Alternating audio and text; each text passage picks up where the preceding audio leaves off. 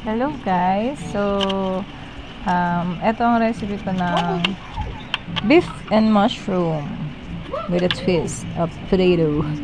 Yan. So dyan naggagayat ako ng pang toppings natin na onion para maganda. Mami, start mo. Start ko daw kasi may sasabihin siya, pero syempre hindi ko siya nag-start. So ayan, naiyak na ako dyan. Oh, grabe.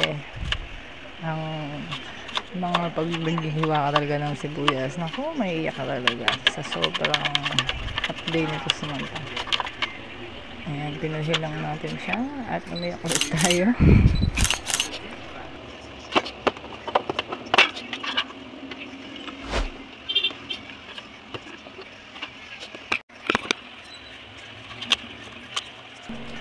And then, susunod natin ang garlic.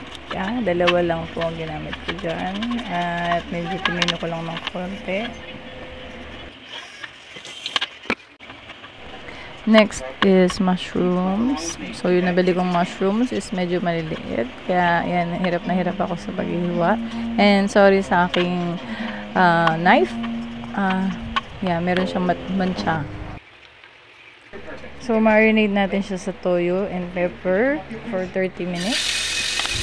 Tapos, ayan, isama natin siya sa mantika.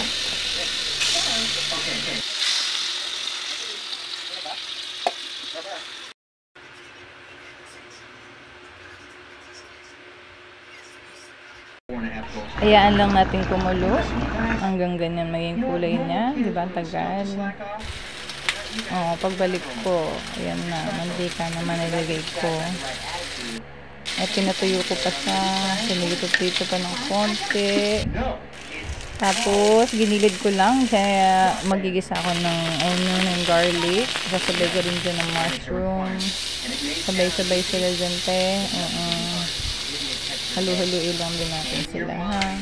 Ayan. So, antayin natin silang matuyo. And kapag medyo sobrang pipirito na sila, lalagyan na natin sila ng water. Ayan. Tapos, lalambutin na natin siya. Sasabay ko na yung patatas. At sobrang tagal niyan. Kaya naglandian muna kami ng baby boy. Yan. Pagbalik ko, yan na siya. Nestle cream naman nilagay ko. Tapos, yan, antayin natin siyang lumambot. Then, maglalagay ako dyan ng harina na may water. Yan, dagdagan din natin siya ng konting water pa. Yan, yan na siya.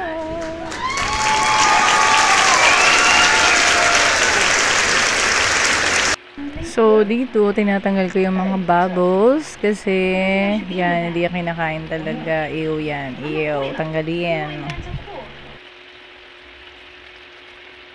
At yun na, ating hapunan. Yan, ang mag-ama ko. Love you.